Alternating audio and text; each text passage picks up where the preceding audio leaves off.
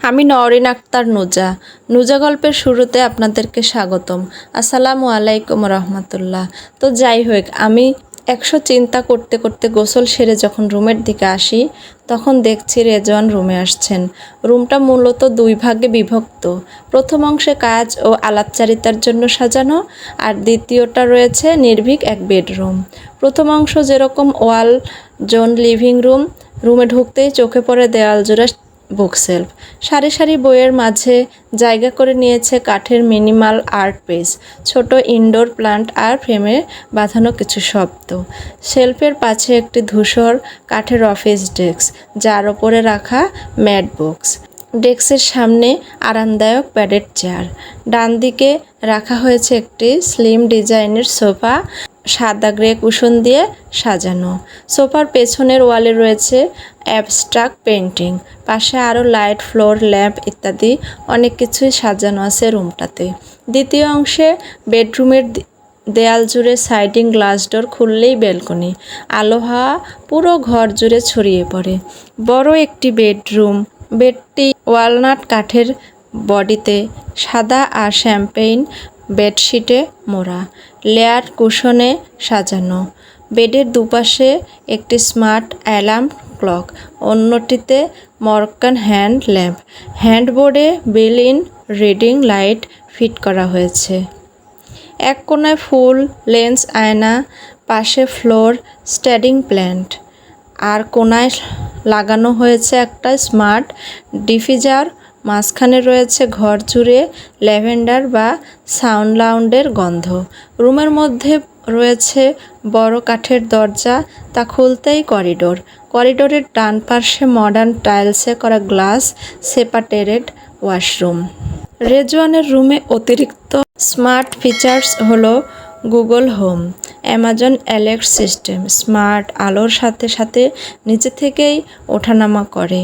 রেজওয়ান যেই রুমে পা ফেলে সামনে তাকায় তো স্তব্ধ হয়ে যায়। কালো রঙের কামিজে ভেজা কালো আর লালচে কুকড়ানো চুলে অপার স্নিগ্ধ লাগছে নুজাকে। চোখ মুখ বেয়ে পানির ফোঁটা পড়ছে। মনে হচ্ছে পানির ফোঁটাগুলো সুন্দর হয়ে গেছে নুজার দুধে আলতা গায়ের রঙের কালো কাছে। চোখের পাপড়ি ভিজে আছে, চোখগুলো কখনো সবুজ মনে হচ্ছে, আবার নীল, আবার বাদামি। সঠিক রঙটা ধরা মুশকিল। ওড়নাটা বুকে জড়ানো, গলা থেকে কিছুটা সরে গেছে, যার ফলে নুজার গলায় যে পানিমুক্তর মতো লেগে আছে তা স্পষ্ট দেখতে পাচ্ছে রেজওয়ান। এই মুহূর্তে এই নারীকে যে দেখবে সেও একবার বলবে, আল্লাহ কোনো কিছুর কমতি রাখেননি, আলহামদুলিল্লাহ। রেজওয়ান ঠায় দাঁড়িয়ে নুজার দিকে এক দৃষ্টিতে তাকিয়ে থাকে। রেজওয়ান কিছু সময়ের জন্য বাস্তবতা ভুলে গিয়ে নুজার সৌন্দর্যে হারিয়ে গেছে। রেজওয়ান অবাক হয়ে আমার দিকে তাকিয়ে আছেন, আমিও তাকিয়ে আছি। কেন তাকিয়ে আছেন বুঝতে চেষ্টা করছি। আমায় কি কিছু বলবেন, বকবেন? না, কোনো তাড়াতাড়ি নেই, কোনো নড়াচড়া নেই। রোবট হয়ে গেলেন নাকি? আমি একটু এগোই।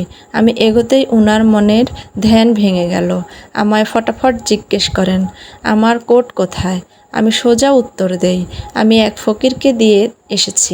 এটা শুনে উনি হতবাক হয়ে আমার দিকে তাকান। মনে হলো কোনো ভয়াবহ কিছু হয়ে গেছে। আমার দিকে এগিয়ে এসে রাগী গলায় বলেন, কি কি কি করেছ? আমি একটু দূরে সরে গিয়ে ওনার দিকে তাকিয়ে বলি, ফকিরকে দিয়ে এসেছি। উনি এটা শুনে নিজের মাথায় দুহাত দিয়ে ঝুঁকে ধমকে বললেন, তুমি জানো ওই কোটের প্রাইস কত? আমি নিজেকে একটু সরিয়ে নিয়ে বলি, আমি জেনে কি করব? আমার কি কাজ এতে? রেজওয়ান খুব জোরে ধমক দিয়ে বলেন, আমার $1,000,000 কোট তুমি ফকিরকে দিয়ে এসেছো? কি করেছো এটা? হারামজাদা জানোয়ার একটা। যখন বলেছিলাম কোট আনো, আনলি না কেন? আমায় কি তোর চাকর করে রেখেছিস? এই মাঝ রাস্তায় আমায় ছেড়ে আসবি আর আমি তোর কোট বয়ে আনবো? যদি পারতাম তো তোকে ভিক্ষা দিয়ে চলে আসতাম ওই পাগল মেয়েদের কাছে, কিন্তু মুখে এগুলো না বলে হালকা তাচ্ছিল্য হেসে বলি, তো আপনার কি মত? আপনি আমায় মাঝ রাস্তায় ছেড়ে আসবেন আর আমি আপনার কোট বয়ে আনবো? ভালো করেছি, এটা ঠিকই করেছি। এটা শুনে রেজওয়ান রেগে এসে হঠাৎ ঝাপটে ধরেন আমার হাতের দুই বাহু। ওনার পুরুষাঙ্গনালী হাতে ধরা পড়ায় মনে হচ্ছে আমার পাখির ঠ্যাঙের মতো বাহুগুলো ভেঙে গুড়িয়ে যাবে। আর যাবে কি, ভেঙে মনে হয় গিয়েছে। খুব কষ্ট হচ্ছে, মনে হচ্ছে কেউ 2টা পাথর 2 বাহুতে চেপে ধরেছে। এর মধ্যে রেজওয়ান আমার এত নিকটে, ওনার বডি থেকে আসা পারফিউমের ঘ্রাণও আমার নাক আর মস্তিষ্কের 12টা বাজিয়ে দিচ্ছে, ঘ্রাণটা মাতোয়ারা করার মতো। রেজওয়ান আমাকে ঝাঁপিয়ে দাঁত চেপে জিজ্ঞেস করেন, তোমার মুখ আর ঠোঁট একটু বেশিই চলে, এগুলো সামলে নাও, নয়তো আমার থেকে খারাপ কেউ হবে না। আমি ওনার থেকে নিজেকে ছাড়ানোর চেষ্টা করি, মোচড় করি, বলি, খারাপ কি হবেন, আপনি এমনিতেই খারাপ, আপনি একটা খারাপ, আপনি খুব খারাপ, বুঝলেন?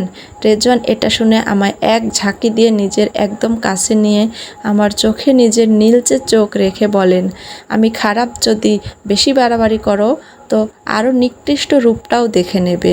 আমিও ওনার চোখে চোখ রেখে বলি, আমি ভয় পাই না আপনার হুমকিতে, ছাড়ুন আমায়, ছাড়ুন বলছি, কোন অধিকারে এভাবে ধরেছেন আমায়? এটা শুনেই রেজওয়ান 3 গুণ রেগে গিয়ে বলেন, অধিকারের অজুহাত দেখাতে আসিস না মেয়ে, নয়তো তোর শরীরের রগে রগে অধিকার ফলিয়ে নেব।